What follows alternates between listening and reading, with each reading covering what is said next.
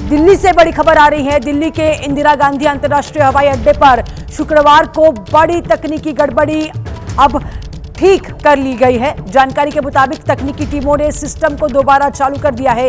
Delhi airport पर air traffic control के automatic message switch system में शुक्रवार को तकनीकी खराबी आ गई थी, जिसके बाद फ्लाइट्स ऑपरेशन 12 घंटे से ज्यादा प्रभावित हो गया था और कई डोमेस्टिक और इंटरनेशनल फ्लाइट्स देरी से उड़ी और कई को रद्द भी करना पड़ा है। सिस्टम में खराबी आ गई थी। सुबह 9 बजे ये खराबी आई थी। एयरपोर्ट्स अथॉरिटी ऑफ इंडिया ने बताया कि AMS सिस्टम एक्टिव है और ठीक से काम भी कर रहा है। और देखिए, इसी खबर से और ज्यादा अपडेट लेंगे। सुशील पांडे हमारे संवाददाता हमारे साथ फोन लाइन से जुड़ चुके हैं। सुशील, बड़ी खबर है, कई घंटे जो फ्लाइट्स थी प्रभावित हो गई हैं, उड़ान प्रभावित हो गई हैं, कई दिक्कतों का सामना करना पड़ा होगा, क्या अपडेट है? जी बिल्कुल, देखिए सीधे तौर पर शुक्रवार को जिस तरह से ATC में एक टेक्निकल ग्लिच आया, जिसके बाद तमाम जो 200 से ज्यादा उड़ानें हैं वो प्रभावित हुई। मैनुअल तरीके से जो दिल्ली एयरपोर्ट है, दिल्ली एयरपोर्ट पर फ्लाइट का संचालन किया गया, लेकिन अब दिल्ली एयरपोर्ट की तरफ से एक एडवाइजरी जारी किया गया है और उसमें सीधे तौर पर यह कहा गया है कि एयर ट्रैफिक कंट्रोल की जो फ्लाइट प्लानिंग प्रक्रिया को सपोर्ट करने वाले जो ऑटोमेटिक मैसेज स्विचिंग सिस्टम है, उसमें जो टेक्निकल ग्लिच आई थी, अब उसको धीरे धीरे ठीक किया जा रहा है और इसको ठीक करने की प्रक्रिया में एयरपोर्ट पर जो उड़ान संचालन है वो कहीं ना कहीं अब नॉर्मल हो रहा है। यानी कि तमाम जो अधिकारी हैं वो इस पूरे मामले में सीधे तौर पर काम कर रहे थे और ऐसे में जो एयरपोर्ट पर तमाम यात्रियों को असुविधा हुई है उसको फिलहाल कम करने की जो कवायद है वो फिलहाल अब शुरू हो गई है। यानी कि जो दिक्कतें कल और परसों आ रही थी, अब उन दिक्कतों में कमी है। यानी कि जो टेक्निकल ग्लिच थी लगभग उसको सॉल्व कर लिया गया है और इसीलिए दिल्ली ट्रैफिक एयरपोर्ट की तरफ से साफ तौर से ये एडवाइजरी जारी करते हुए तमाम यात्रियों को कहा गया है कि अब परेशान होने की जरूरत नहीं है, क्योंकि अब जो बिल्कुल, बहुत बहुत शुक्रिया आपका तमाम जानकारी के लिए सुशील। तो ये बड़ी खबर दिल्ली से। और एक बड़ी खबर मैं आपको बता दें, जो फिर से दिल्ली से बड़ी खबर आ रही है। दिल्ली के रिठाला मेट्रो स्टेशन के पास भीषण आग लगने से कई झुग्गियां जलकर राख हो गई है।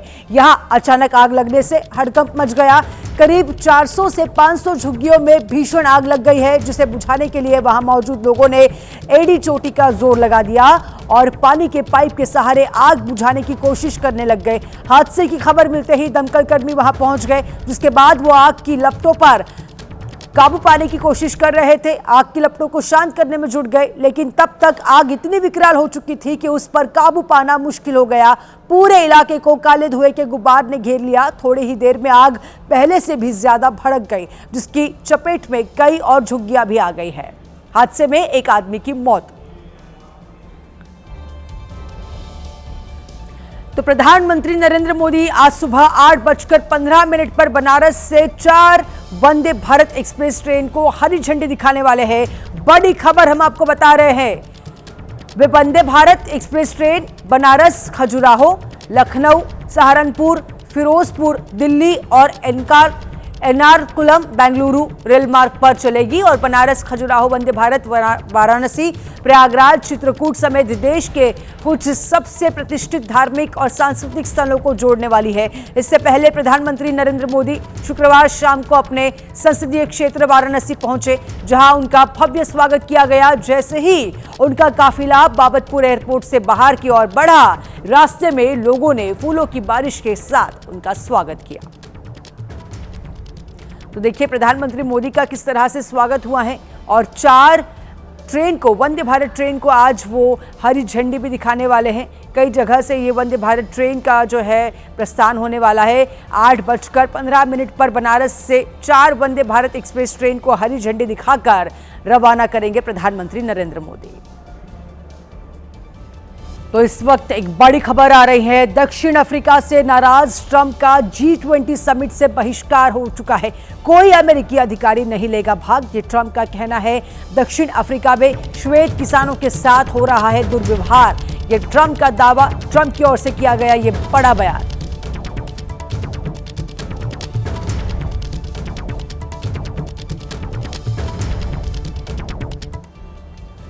और अब खबर है यूपी के कानपुर से, जहां बेलगाम रफ्तार और स्टंटबाजी के चक्कर में हुए हादसे ने एक युवती की जान ले ली है। हादसे के बाद से बाइक सवार फरार है। कानपुर में दो बाइक सवारों की रेसिंग और स्टंटबाजी ने एक लड़की की जान ले ली, जबकि एक दूसरी लड़की घायल हो गई। बताया जा रहा है कि 23 साल की भाविका गुप्ता अपनी सहेली नेहा मिश्रा के साथ स्कूटी से गंगा बैराज घूमने जा रही थी। वो जैसे ही गंगा बैराज के टी पॉइंट से घर वापस आने के लिए मुड़ी, तभी बाइक रेसिंग कर रहे दो बाइक सवारों ने भाविका की स्कूटी में टक्कर मार दी। ये टक्कर इतनी जोरदार थी कि स्कूटी चकनाचूर हो गई। दोनों ही युवतियों को तुरंत हैलेट अस्पताल ले जाया गया, जहां इलाज के दौरान भाविका की मौत हो गई, जबकि उसकी सहेली घायल है। इस हादसे के बाद स्टंटबाज युवक मौके से बाइक छोड़कर फरार हो गए। पुलिस पूरी घटना की जांच में जुटी है और बाइक सवारों की तलाश कर रही है। यूपी के अमरोहा में आग से लाखों का सामान खाक हो गया है। आग एक मोबाइल बेचने वाले दुकानदार के घर में लग गई थी। शुरुआती जांच के मुताबिक आग शॉर्ट सर्किट की वजह से लगी थी। देखते ही देखते आग ने भयानक रूप ले लिया। शॉर्ट सर्किट की वजह से एक कोने से फैली आग ने पूरे घर को अपनी चपेट में ले लिया। जितना ही आग पर काबू पाने की कोशिश होती, आग उतनी ही तेज होती जा रही थी।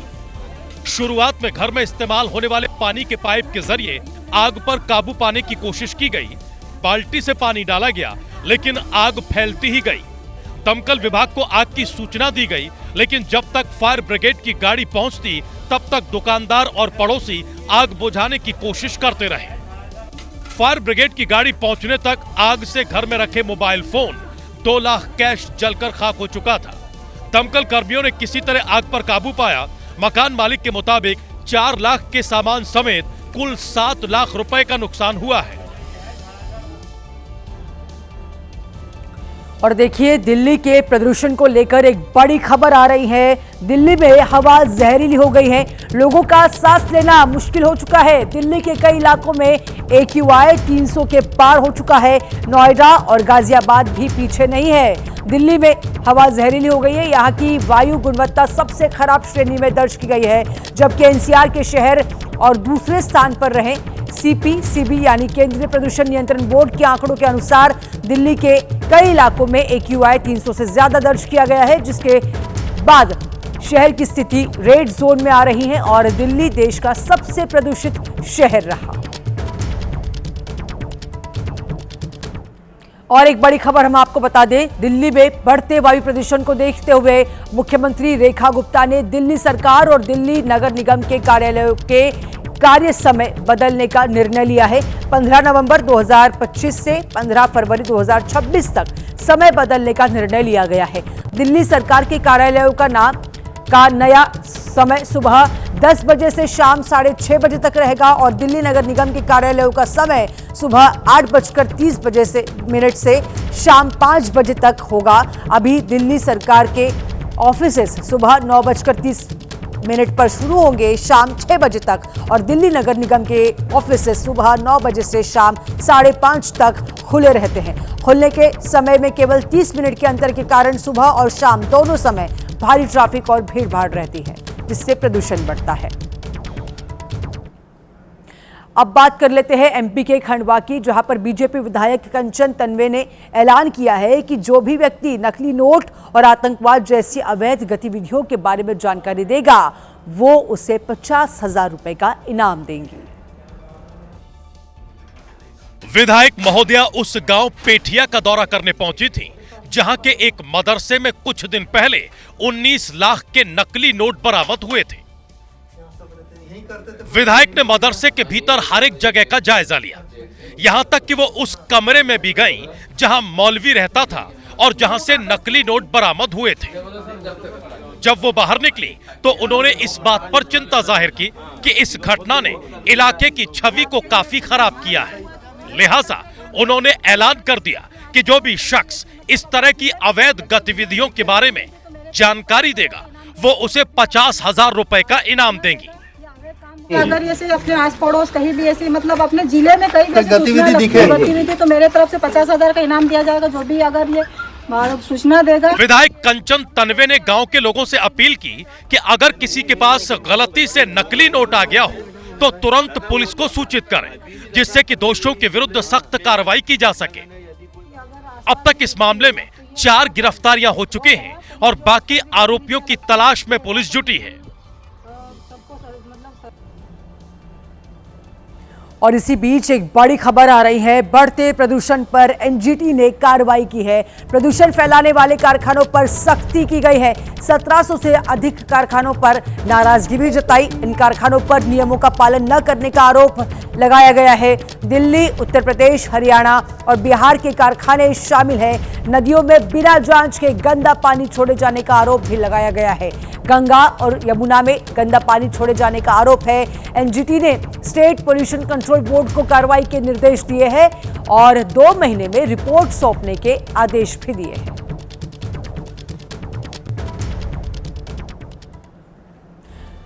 वैशाली में आरजेडी का बड़ा आरोप है। स्ट्रांग रूम में सीसीटीवी बंद करने का आरोप लगाया गया है। बड़ी खबर हम आपको बता रहे हैं। स्ट्रांग रूम में धांधली का आरोप लगा हुआ है और सोशल मीडिया पर वीडियो पोस्ट कर ये आरोप भी लगाए गए हैं।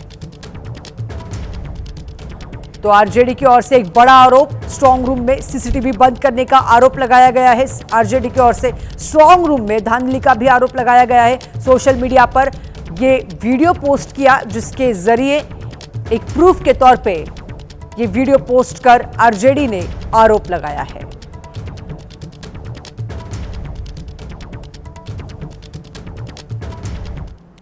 तो यूपी के उन्नाव से एक बड़ी खबर आ रही है, जहां पर पुलिस ने मुठभेड़ के बाद पत्नी की हत्या के आरोपी पति को गिरफ्तार कर लिया है। पुलिस के मुताबिक आरोपी ने 5 महीने पहले प्रेम विवाह किया था और उसने 6 नवंबर को अपनी पत्नी की हत्या कर शव बिघापुर थाना क्षेत्र में फेंककर फरार हो गया था।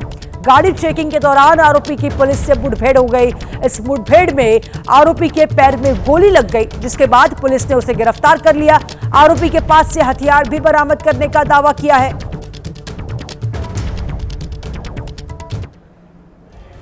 और अगली खबर है लखनऊ से, जहां पर गोमती नगर में पुलिस और बदमाशों के बीच मुठभेड़ हो गई। और एक बड़ी खबर हम आपको बता रहे हैं, पुलिस ने चेन स्नैचर शिवम गुप्ता को गिरफ्तार कर लिया है, जो लखीमपुर का रहने वाला है। आरोपी पर पहले से 13 मुकदमे दर्ज है। मुठभेड़ के दौरान पैर में गोली लगने से आरोपी घायल हो गया है।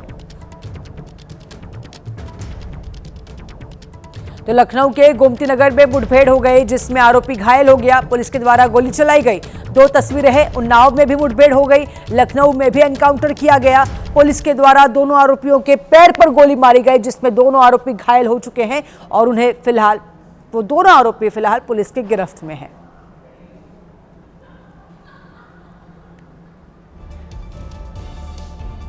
बिलासपुर रेल हादसा की रेल सेफ्टी कमिश्नर जांच कर रहे हैं और इस बीच रेल स्टडी कमेटी ने मृत लोगों को पायलट को जिम्मेदार बताया है और एफआईआर दर्ज कर दी गई है, जिसका मजदूर संगठनों ने विरोध किया है। वही खुलासा हुआ है कि लोको पायलट जरूरी टेस्ट में फेल हो गए थे, फिर उसे ट्रेन चलाने की जिम्मेदारी दी गई थी। रेलवे ने हादसे को लेकर भुसावल की स्टडी कमेटी से प्रारंभिक रिपोर्ट तैयार कराई है, जिसमें हादसे के लिए लोको पायलट विद्यासागर और सहायक लोको पायलट को जिम्मेदार बताया गया है, जिसके बाद लोको पायलट संघ मजदूर कांग्रेस कमेटी ने कड़ी आपत्ति जताई है। सुपरवाइजर की रिपोर्ट पे आपने हमारे लोको पायलट को कैसा दोषी ठहरा दिया, और मेरा यह भी निवेदन है कि जब तक सीआरएस रिपोर्ट नहीं होती है कंप्लीट, जब तक कंप्लीट नहीं होती तब तक ये जो एफआईआर इसको वापस लिया जाए। मामले पर रेलवे के अधिकारी चुप्पी साधे हुए हैं और सीआरएस जांच का हवाला देकर मीडिया से बचते नजर आ रहे हैं। दिनांक 4 नवंबर को जो बिलासपुर और गौतरा के बीच में घटना हुई थी, उसकी जांच कमिश्नर ऑफ रेलवे सेफ्टी के द्वारा की जा रही है। इधर मृत लोको पायलट का परिवार डरा हुआ है। उसे प्रशासन से मदद की उम्मीद तो थी, लेकिन रेलवे ने मारे गए लोको पायलट को ही जिम्मेदार ठहरा दिया है। रवि किशन और सीएम योगी के करीबी पंडित प्रवीण शास्त्री का फोन पर जान से मारने की धमकी दी गई है। आरोपी ने खुद को खेसारी लाल का समर्थक बताते हुए कहा है कि बिहार में आयोग तो बच नहीं पाओगे, बिहार में आओगे तो बच नहीं पाओगे। धमकी अभी दे रहे हैं भाई, अभी टेलर चल रहा है, फिल्म पूरा बाकी है। अच्छा, जैसे टेलर फिल्म का फर्स्ट शो होता है ना, वैसा हमारे भी है। धमकी का फोन आते ही प्रवीण शास्त्री ने पूरी बातचीत रिकॉर्ड कर ली थी। उनका कहना है कि धमकी देने वाला खुद को बिश्नोई गैंग का बता रहा था और सांसद रवि किशन, विधायक प्रदीप शुक्ला और उन्हें जान से मारने की धमकी दी। हालांकि इस मामले में पुलिस ने अभी मुकदमा दर्ज नहीं किया है और आला अधिकारी मामले की जांच की बात कह रहे हैं। एक्ट्रेस अमीषा पटेल की मुश्किलें बढ़ गई हैं। उन्हें मुरादाबाद की कोर्ट ने पेश होने का आदेश दिया है। मामला 2 लाख रुपए के चेक बाउंस से जुड़ा हुआ है। एक इवेंट कंपनी के संचालक ने अमीषा पटेल के खिलाफ शिकायत दर्ज कराई थी कि शादी समारोह में डांस करने की फीस लेने के बाद भी वो कार्यक्रम में नहीं पहुंची, जिसके बाद समझौते के तहत अमीषा ने 8 लाख रुपए वापस लौटाए और 2 लाख रुपए का एक चेक दिया जो बाउंस कर गया।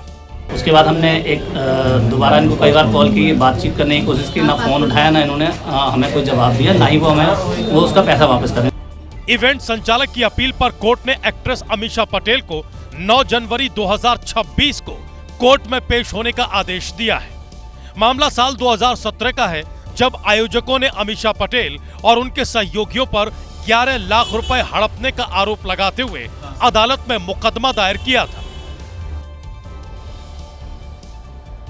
यूपी के आगरा में एक चलती कार में भीषण आग लग गई, जिससे मौके पर अफरा तफरी मच गई। हादसा ट्रांस यमुना थाना इलाके में हुआ है। आग इतनी विकराल थी कि उसने महज कुछ ही देर में कार को अपनी चपेट में ले लिया।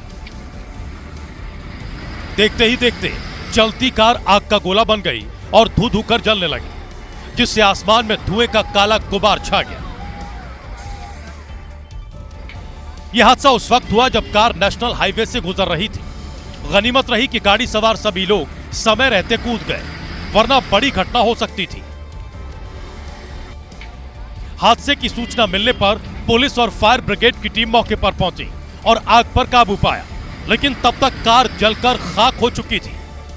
कार में आग लगने की वजह शॉर्ट सर्किट बताई जा रही है। फिलहाल मामले की जांच जारी है। राजस्थान क्रिकेट एसोसिएशन में घमासान और भी बढ़ गया है। हालात इतने खराब हो गए हैं कि 2 गुटों में बंटी एडहॉक कमेटी ने रणजी ट्रॉफी और अंडर 23 टूर्नामेंट के लिए अलग अलग टीम घोषित कर दी है। एडहॉक कमेटी के सभी 5 लोग बीजेपी से जुड़े हुए हैं। इसके बावजूद एक दूसरे के खिलाफ मोर्चा खोले हुए हैं। अध्यक्ष डीडी कुमावत अलग हैं और बाकी 4 सदस्य अलग। राजस्थान स्पोर्ट्स काउंसिल ने भी इस पर चिंता जताई है और जांच बिठा दी है। काउंसिल की सचिव महोदया हैं, उनको निर्देशित किया है, उनको अभी आज ही एक आदेश जारी होगा कि उन तमाम शिकायतों पर एक बार उनको जांच कर ले और जो भी सही है उस दिशा में निर्णय ले। इस मुद्दे पर अब सियासत भी शुरू हो गई है। कांग्रेस पार्टी के प्रदेश अध्यक्ष गोविंद सिंह डोटासरा ने इसे लेकर राजस्थान सरकार पर निशाना साधा है। ये जो क्रिकेट में हो रहा है ना, यही राजस्थान की बीजेपी में हो रहा है। आप इससे मोटा मोटा ये समझ लो, खेल का भी भविष्य बर्बाद है तो राजस्थान का भी भविष्य इनके रहते हुए तो बर्बाद ही है। आशंका इस बात की है कि अगर विवाद जल्दी नहीं सुलझा तो बीसीसीआई राजस्थान क्रिकेट एसोसिएशन की मान्यता खत्म कर सकती है और राज्य की टीम रणजी ट्रॉफी टूर्नामेंट से बिना खेले ही बाहर भी हो सकती है। अब आपको लिए चलते हैं मध्य प्रदेश के शहडोल में, जहां जादू टोना के शक में बेटे ने ही मां को पीट पीट कर मार डाला है। महिला की मौत होने के बाद उसे खेत में दफन कर दिया। पुलिस ने मामले में 3 आरोपियों को गिरफ्तार किया है। कुछ दिन पहले ही आरोपी सत्येंद्र के चाचा की अचानक मौत हो गई थी, जिसके बाद अंधविश्वास में अंधे हो चुके आरोपी ने अपनी मां की बुरी तरह पिटाई की। महिला रहम की भीख मांगती रही, लेकिन उसका दिल नहीं पसीजा।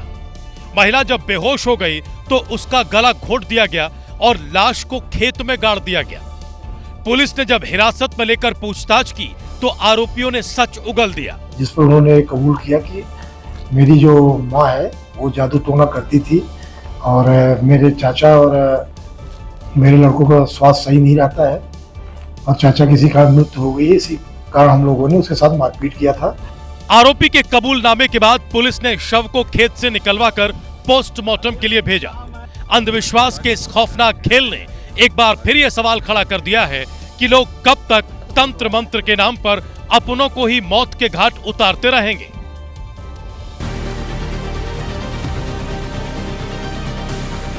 बिहार में आज प्रधानमंत्री नरेंद्र मोदी की 2 जनसभाएं सीतामढ़ी और बेतिया में जनता को संबोधित करेंगे पीएम।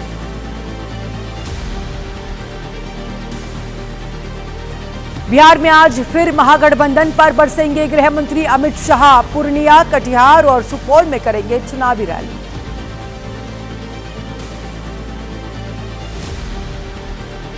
बिहार के औरंगाबाद में आज मुख्यमंत्री नीतीश कुमार की सभा। रफीगंज विधानसभा सीट पर जेडीयू प्रत्याशी प्रमोद सिंह के लिए रैली को करेंगे संबोधित।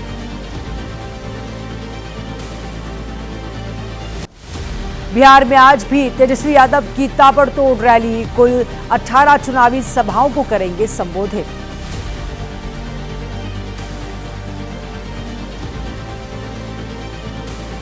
कांग्रेस नेता प्रियंका गांधी की आज कटिहार और पूर्णिया में 3 जनसभाएं। अखिलेश यादव भी पूर्णिया और मधुबनी में करेंगे 4 चुनावी रैलियां। और देखिए, जम्मू कश्मीर से इस वक्त बड़ी खबर आ रही है। कुपवाड़ा में आतंकियों से मुठभेड़।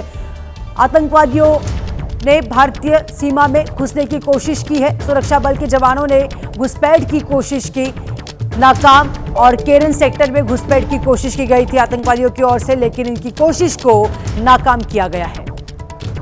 तो जम्मू कश्मीर के कुपवाड़ा से बड़ी खबर आ रही है। आतंकियों से मुठभेड़ के दौरान भारतीय सीमा में आतंकवादियों की घुसने की कोशिश थी, जिसमें सुरक्षा बलों ने उनकी कोशिश नाकाम की। और इसी बीच बिहार चुनाव से जुड़ी हुई एक बड़ी खबर आ रही है। बिहार चुनाव में दिग्गजों ने ताकत झोंक दी है। प्रधानमंत्री मोदी आज 2 जनसभा को संबोधित करने वाले हैं।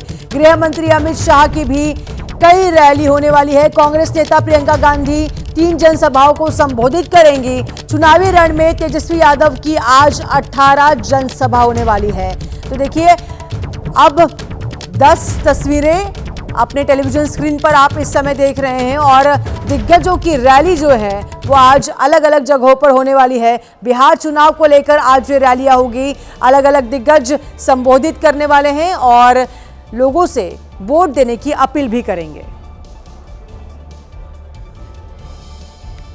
और इसी बीच प्रधानमंत्री मोदी आज 2 जनसभा को संबोधित करेंगे। सीतामढ़ी और बेतिया में रैली को संबोधित करने वाले हैं प्रधानमंत्री। सुबह 11:45 पर सीतामढ़ी में बड़ी रैली होनी है और दोपहर 1 बजे बेतिया में जनसभा को संबोधित करेंगे पीएम मोदी।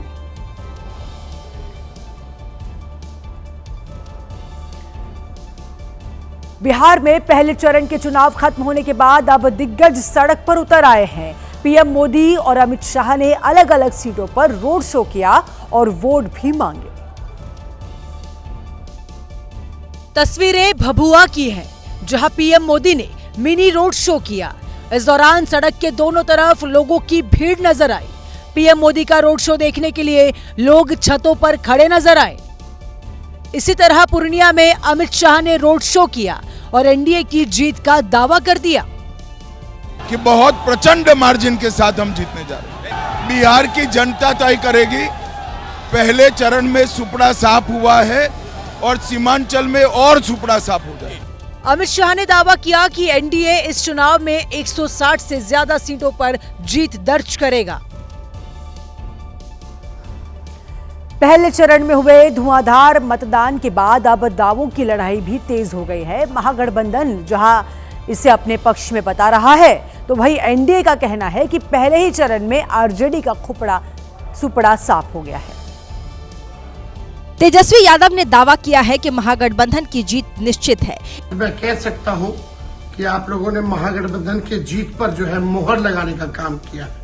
ये जुनून, ये जज्बा, ये हौसला जो है 11 तारीख को भी दिखना चाहिए। इधर भागलपुर में अमित शाह ने कल हुए मतदान का हिसाब किताब जनता को बता दिया। मैं कल के मतदान का हिसाब किताब लेकर आया हूँ। कल के चुनाव में लालू की पार्टी का सुपड़ा साफ हो। चिराग ने तो एनडीए के साथ साथ अपनी पार्टी की भी जीत की भविष्यवाणी कर दी है। आउट ऑफ 121 सीट्स हम लोग 100 के आसपास की सीटें हम लोग बहुत आराम से जीत रहे हैं। मैं खुद अगर अपनी सीटों की बात करूं, 14 की 14 सीटें पॉजिटिव हैं और मैं मान रहा हूं कि ये सीटें भी हम लोग जीत रहे हैं। बहरहाल बम्पर वोटिंग का फायदा किसे मिलेगा, ये तो असल में 14 नवंबर को ही पता चल पाएगा। और इसी बीच आपको लिए चलते हैं जम्मू कश्मीर के कुपवाड़ा में, जहां से एक बड़ी खबर आ रही है। आतंकियों से मुठभेड़, आतंकियों ने भारतीय सीमा में घुसने की कोशिश की और सुरक्षा बल के जवानों ने घुसपैठ की कोशिश नाकाम कर दी है। केरन सेक्टर में घुसपैठ की कोशिश हो गई थी आतंकवादियों की ओर से। तस्वीरें देखिए, सुरक्षा बलों की ओर से ये कोशिश जो है वो नाकाम कर दी गई है। कुपवाड़ा से बड़ी खबर आ रही है, जहां पर आतंकियों से मुठभेड़ की खबर सामने आ रही है। आतंकवादियों ने भारतीय सीमा में घुसने की कोशिश की थी और इसी बीच सुरक्षा बल के जवानों ने घुसपैठ की ये कोशिश जो है आतंकवादियों की वो नाकाम कर दी। केरन सेक्टर में आतंकवादियों की ओर से घुसपैठ की कोशिश की गई थी।